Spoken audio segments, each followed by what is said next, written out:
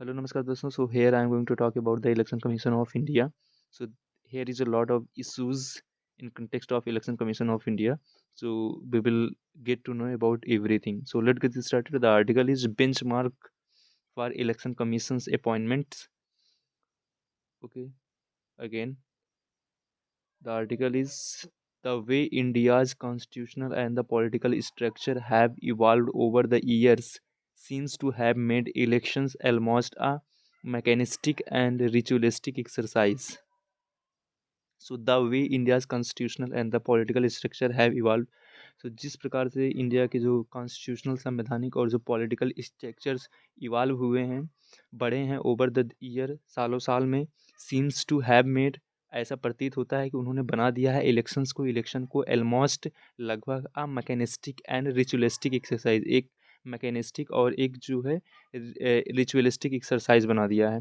The reason behind this is the sitting of the reason behind this is the setting up and functioning of the Election Commission of India.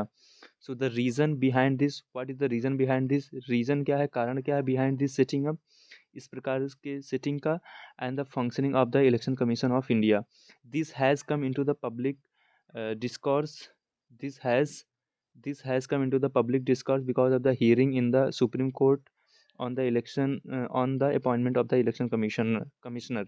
So this has come into the public discourse. तो यह public के discourse में आ गया, public की बातचीत में आ गया है, बिकॉज ऑफ द हियरिंग, क्योंकि जो है सुनवाई पर इन द सुप्रीम कोर्ट में on the appointment of the election commissioner के अपॉइंटमेंट पर.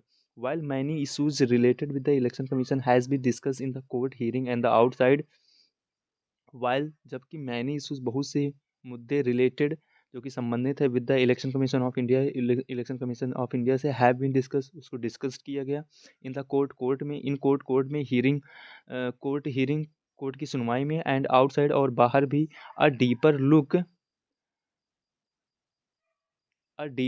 Eight the election commission may be useful. एक डीपर लुक जो है, एक deeper look election commission of India पर मे बी यूजफुल या यूजफुल हो सकता है, गिवन इट्स रोल, इसके रोल को देखते हुए, in the preservation of the democracy in the country. तो जिस प्रकार से जो है यह डेमोक्रेसी की सुरक्षा करती है कंट्री में, इस प्रकार के रोल को देखते हुए जो है एक deeper look election commission India पर यूजफुल हो सकता है.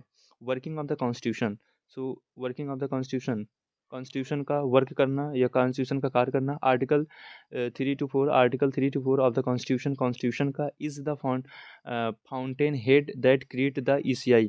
तो यह जो है एक आधार है जो कि इलेक्शन कमीशन ऑफ इंडिया को जो है क्रिएट करता है, बनाता है. This brings a mind the larger issue of the working of the constitution. This bring, यह लाता है, टू माइंड, दिमाग में या ज्ञात में, द लार्जर इशू, बड़े बड़े समस्याएं, of the working of the constitution की कार्य करने की बहुत बड़ी समस्या को. फॉर दिस, इसके लिए, it is a worth recalling that two stalwarts of the constitution. Stalwart means you can say दिग्गज और महानुभाव of the constitution making, the president of the constitution assembly. So for this, इसके लिए, it is a worth recalling, या महत्वपूर्ण होगा या जायज़ होगा रिकॉल करना, याद करना, वाट टू स्टालवार्ड की, क्या जो है दो दिग्गज ऑफ द कॉन्स्टिट्यूशन मेकिंग के, the president of the constitution assembly, जिसमें एक है president of the constituent assembly and the chairman of the drafting committee for the constitution. So we are talking about the two person. First one who is the president of the constituent assembly, and the second one the chairman of the drafting committee for the constitution. Said in their final speech, उन्होंने अपने final speech में कहा था, in the constitution assembly, when the constitution was finally adopted, जब constitution को अंततः adopt किया जा रहा था. While commending the adoption of the constitution to the Constitution Assembly on November 25, 1949, doctor V R Ambedkar said, doctor V R Ambedkar ने कहा था, हाउएवर हालांकि, good a constitution may be, it is sure to turn out to be bad, because those who are called to work it happen to be a bad lot. So however good a constitution means कि जो है एक अच्छा constitution it is sure to turn to be the bad, या जो है निश्चित रूप से बैड हो सकता है, because those who are called to work, क्योंकि जो इस पर कार्य करने वाले रहेंगे, अगर वो बुरे रहेंगे, अगर वो जो है खराब होते हैं, तो एक अच्छा कॉन्स्टिट्यूशन भी खराब हो सकता है या हो जाएगा। हाउएवर, हालांकि आप बैड कॉन्स्टिट्यूशन में भी it may turn out to be good if those who are called to work it happen to be good lot. तो एक जो है बुरा कॉन्स्टिट्यूशन भी अच्छा हो सकता है, अगर जो है उसको चलाने वाले, जो उसको मॉनिटर करने वाले अगर अच्छे लोग होते हैं। ठीक। This working of a constitution does not depend Holi upon the nature of the constitution. So this working, इस प्रकार की working of the constitution, constitution की डज नॉट डिपेंड, या डिपेंड नहीं होता है होली पूर्ण रूप से upon the nature of the constitution, constitution के नेचर पर। द नेक्स्ट डे, अगले दिन, on November 26 1949, almost echoing doctor Ambedkar words, doctor Rajendra Prasad सेठ, तो जो है उनके वर्ड को, द नेक्स्ट डे, अगले दिन, ऑन नवंबर 26 को 1949 को, almost echoing doctor Ambedkar word, तो डॉक्टर अम्बेडकर के जो वर्ड हैं उसी को जो है कॉपी करते हुए, और उसी के वर्ड, उन्हीं के वर्ड को दोहराते हुए, डॉक्टर राजेंद्र प्रसाद ने कहा, whatever the constitution may और may not be provide the welfare of the constitution, whatever, जो कुछ भी द कॉन्स्टिट्यूशन मे और मे नॉट प्रोवाइड, कॉन्स्टिट्यूशन संविधान में और मे नॉट प्रोवाइड कर सकता है, नहीं कर सकता, the welfare of the country will depend upon the way in which the country is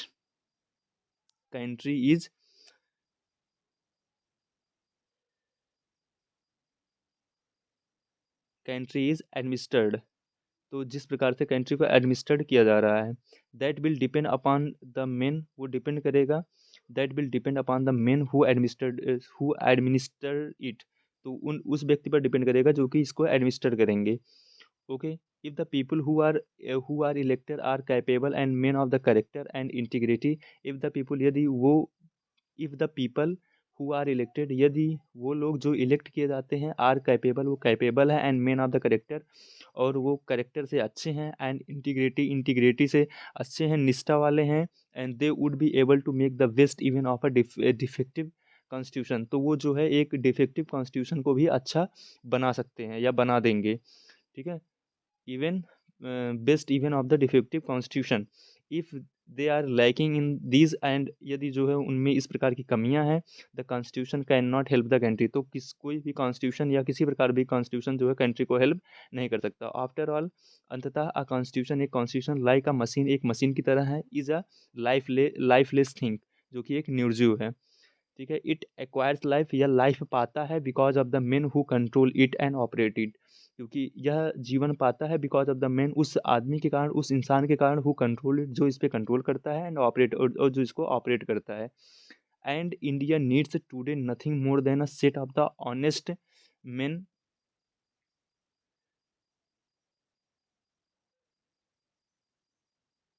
second, and India needs, और इंडिया को आवश्यकता है, टुडे, आज, nothing more than a set of honest man, एक जो है nothing more than a set of honest man, मतलब जो है अच्छे लोगों के सेट से ज़्यादा और कुछ चीज़ की आवश्यकता नहीं है।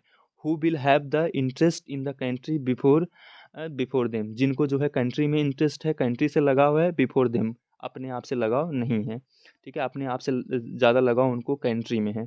If we take the above mentioned if we take the above mentioned views of the two luminaries as a guide for the choosing who should be the assigned the task of the ensuring that the root of the democracy are kept appropriately watered and nourished, the answer is election commissioner.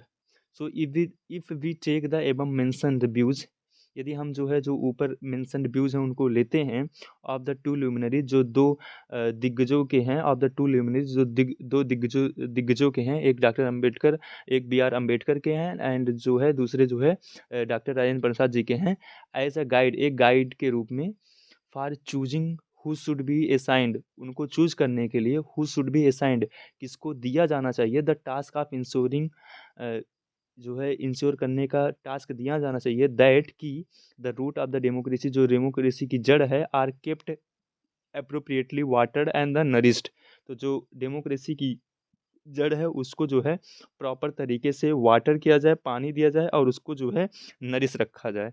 ठीक है? So you have to understand the meaning of this word. The root of the democracy, जो democracy की root है, for example if there would be a plant, तो plant जो है कैसे वो प्रोग्रेस करेगा, जब उसके वाटर और जब उसको जो है प्रॉपर रूप से वाटर और जो है उसको नरिश किया जाएगा, उसको न्यूट्रिशन वगैरह प्रोवाइड किया जाएगा। In the same manner if the root of the democracy we have to kept appropriately, then we have to provide water and nourishment. Okay, the so far that the answer is election commissioner. तो वो कौन है? Election commissioner है, जो कि क्या है? Democracy कौन मतलब दे सकता है वाटर और नरिशमेंट, रूट ऑफ डेमोक्रेसी को वो दे सकता है इलेक्शन कमिश्नर। ठीक है? इलेक्शन कमिश्नर जो है कर सकता है मतलब वाटर और नरिशमेंट करने का कार्य। ठीक है? All the arguments and the proposal mentioned during the court hearing, all the argument सभी बहस एंड द प्रपोजल और प्रस्ताव मेंशन्ड ड्यूरिंग जो मेंशन किए गए ड्यूरिंग द कोर्ट हियरिंग के दौरान will obviously V an improvement over the existing system of the appointment of the election commission. तो ये स्पष्ट रूप से जो है एक इम्प्रूवमेंट होंगे, एक जो है इम्प्रूवमेंट होंगे ओवर द एग्जिस्टिंग सिस्टम, जो इस सिस्टम एग्जिस्ट कर रहा है उसके ऊपर, of the appointment of the election commission के अपॉइंटमेंट में। But if we want election commission to match the qualities, लेकिन इफ़ वी वांट यदि हम चाहते हैं election commissions to match the qualities, कि वो क्वालिटीज़ को मैच करें which is stated by the doctor Ambedkar, जो कि डॉक्टर अम्बेडकर जी के और प्रसाद जी के द्वारा बोला गया था, then we need to go beyond how article.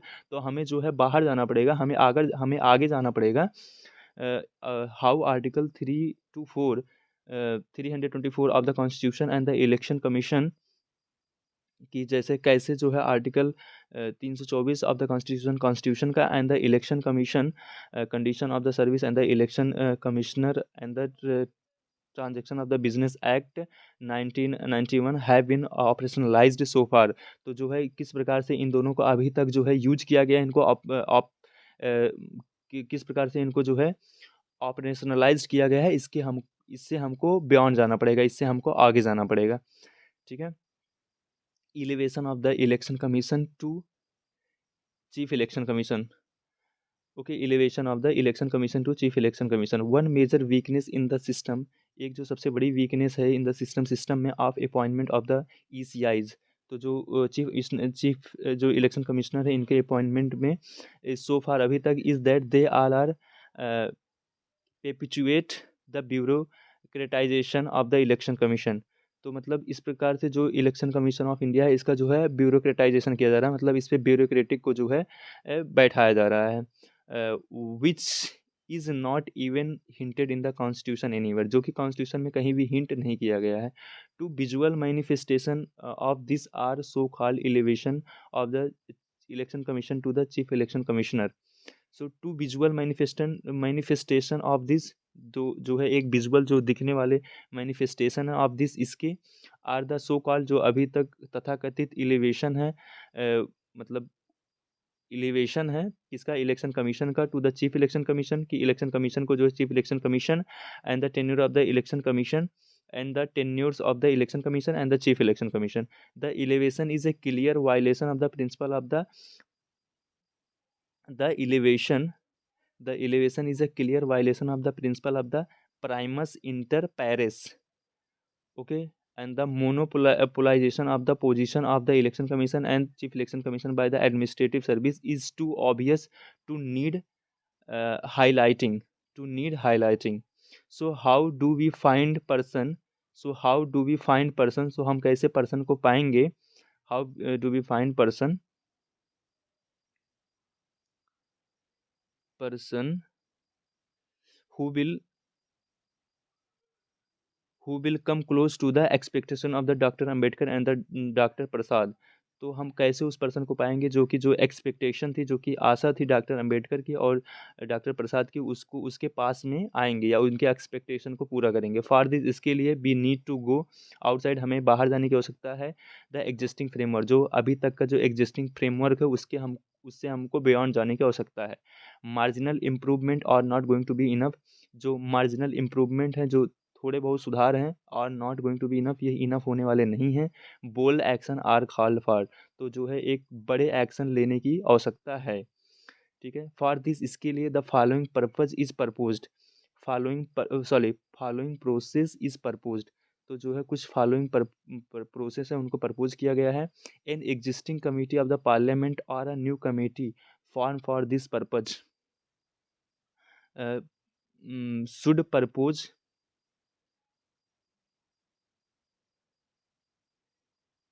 an existing committee of the parliament or a new committee formed for this purpose should propose the qualification and the requirement for a person to be appointed as a election commission or chief election commission.